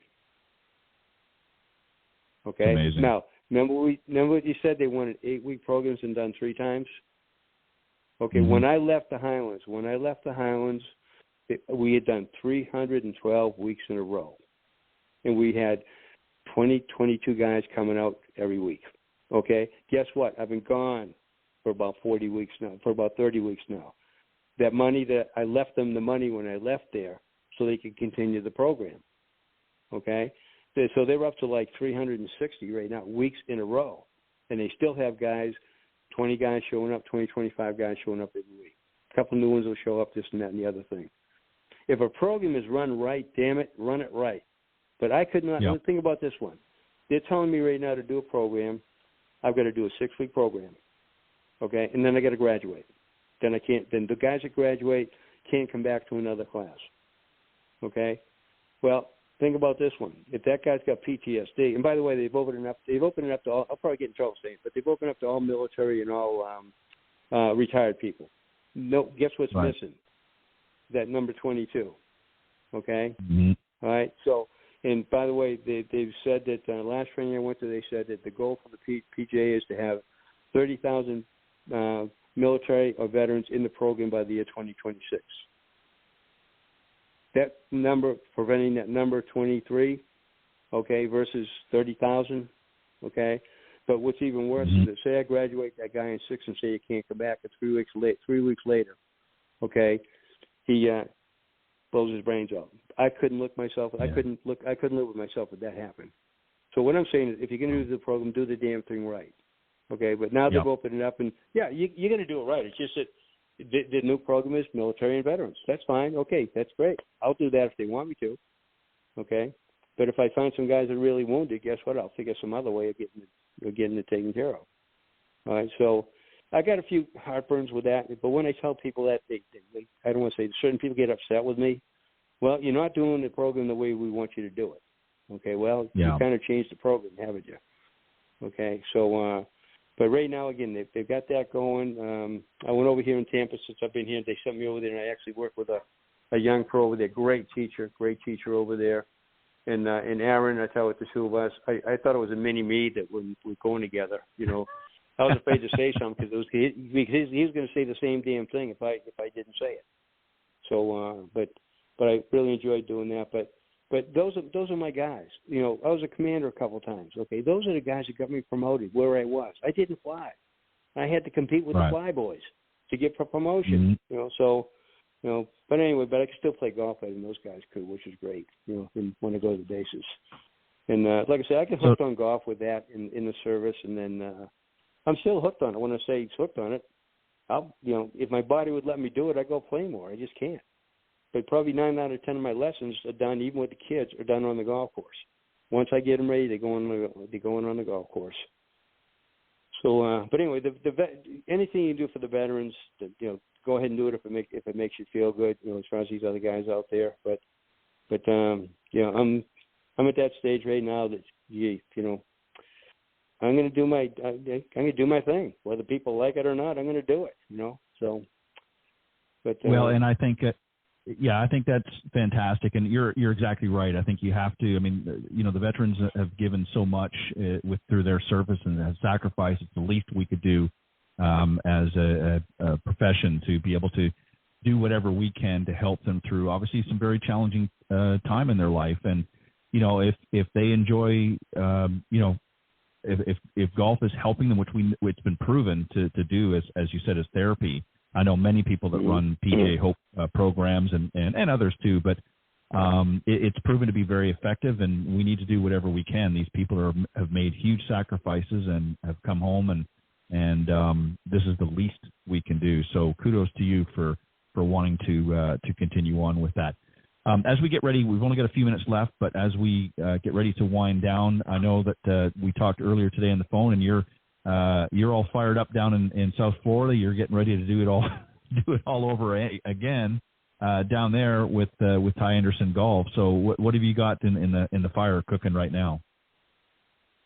My wife's yelling at me again. That's a standard thing. She wanted me to retire for about the last 3 years, and I say there's no way that I can do that. I need a reason to get up in the morning, and my reason is to get out there and teach. I just love what I'm doing with that. So I found it at 5 minutes from my house. There's a golf course here, and I had my eye on it the whole time I've been here. It's called Sandland RV and Golf Resort. It's got the biggest range in town other than the private golf courses, okay? But what I'm saying is it's the biggest range in town. You look up to the right of the town, and there's an RV area up there that's going to be packed come season. It's going to be packed, okay? Well, guess what? I'm already getting busy after just being here 3 months teaching. Again, it's been all word of mouth, okay, that I've already started teaching. My ideal day would be to get up, have a cup of coffee, have a couple of cups of coffee. I like to go to Mass in the morning, 9 o'clock. All my Facebook friends know that. They go in with me. But what I'm getting at is I do that, then I want to do a lesson. I want to go have lunch, get a workout in the afternoon, and that to me is a pretty good damn day. I mean, if I could do that, but now all of a sudden I'm getting a little bit more, a little busy. So they talked to me the other day and said, "Listen, we love what you're doing. we want you to do more. We don't want you to slow down. But see if you can't find a couple of guys that can work with you, to do this thing. He said, we're going to put lights up on the range this winter. And then we're also going to make some more improvements to the range. But we love what you're doing. Just keep doing it. And I'm scared to death because I'm about ready to fall over. I ain't kidding when you said you got me when it was almost my bedtime. Well, you know what? I think it's great that you've still got that that spark inside of you, and I'm a firm believer. I think if you are enjoying something, I don't look at it as work either.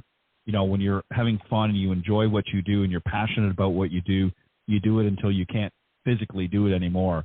Ty, what's the best way if folks wanted to reach out to you, if they're going to be visiting down in your area, or they just want to contact you and have a discussion about that? Is there a way that they can get a hold of you and through email or what have you? What's the best way they can do that? Yeah, I got two. I haven't changed since I left, was in Naples, I haven't changed my phone number. It's 239-272-7086, because I got guys that I've worked with over the years that still call me. If they got a problem, I know what their tendencies are. A lot of times I can fix them over the phone. They know I'm going to tell them to take the phone and get in front of the damn mirror, and I'll tell you what's going on. Okay, but then my email address is very simple. It's typgapro@aol.com. That's it. I haven't changed that either. But but I've had some of my guys already come down from Dothan, come down to see me, which is great. I love the idea with that. But again, I just love what I'm doing. It's a lot of fun what I do. So. Well, keep doing what you're doing, and keep me posted on how things continue for you. You've done so much up here in the Dothan area at the Highlands for so many years, and have helped so many people of all ages, particularly the kids. And certainly they're going to miss your handiwork here. But again, if you're listening to the program and you want to reach out to Ty, his phone number is 239 area code 272-7086, or you can send him an email, drop him a line at typgapro@aol.com. Ty, thank you very much for joining me this evening on Golf Talk Live. It's been a pleasure, and I hope you come back and visit me again on the show. And again, keep me posted. You've got my email and contact information. Keep in touch and let me know how things go, and anything I can do to help, I'm always there to do that. And please continue the work, not just with the kids, but also with those in the military that could use our help.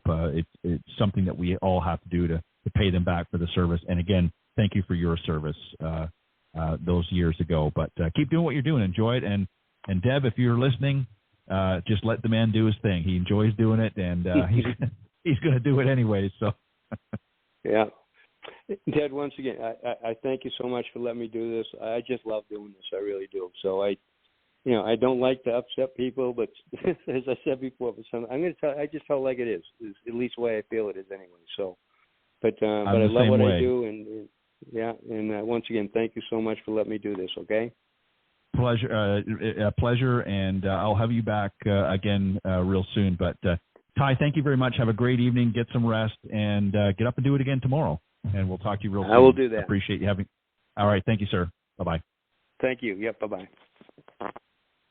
All right. That was Ty Anderson joining me from South Florida.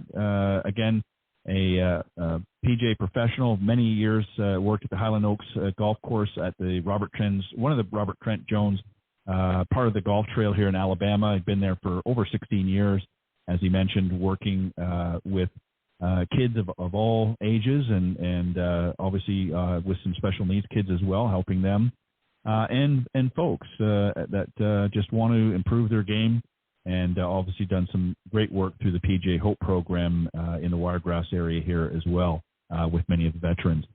Also want a special thanks to Clint for joining me earlier on the Coach's Corner panel. I hope you enjoyed our discussion. Remember, you can always go back and listen. This is a broadcast, of course, is live every Thursday evening from 6 to 8 p.m. Central. But if you missed the broadcast or you're tuning in late, you can go to blogtalkradio.com/Golf Talk Live, and you can just scroll down to the on-demand section. And all of the shows are there in their entirety, the recorded version, and tonight's will be there shortly after it finishes compiling. And one quick note before I let you go. For those of you, the time's running short here. We've only got a couple of weeks left to get you booked up. But if you're interested in going to Golf Tips 3-day special golf school being held at the Macklemore Golf Resort in Georgia. You need to reach out to me ASAP. Just send me an email. It's editor.golftipsmag@gmail.com, or you can give me a call at area code 850-238-6130. I'll give you all the details. Definitely a great opportunity. There's going to be 3 of the top 25 instructors from Golf Tips Magazine are going to be there. Some great gifts that are going to be provided as well for those attending. Limited spots are available. Great accommodations, great food, and it's going to be a fantastic experience. Get some good golf in, some definitely top-notch instruction. So make sure you reach out to me. Again, that email is editor.golftipsmag@gmail.com. That's editor.golftipsmag@gmail.com, or call me at 850-238-6130. Thank you again, everybody, for tuning in. I will see you next week right here on Golf Talk Live. God bless everybody, and have a great holiday weekend. Thanks for joining us. We hope you enjoyed this week's broadcast of Golf Talk Live. We'd like to thank this week's Coach's Corner panel, and a special thank you to tonight's guest. Remember to join Ted every Thursday from 6 to 8 p.m. Central on Golf Talk Live. And be sure to follow Ted on Facebook, Twitter, and Instagram. If you're interested in being a guest on Golf Talk Live, send Ted an email at ted.golftalklive@gmail.com. This has been a production of the iGolf Sports Network.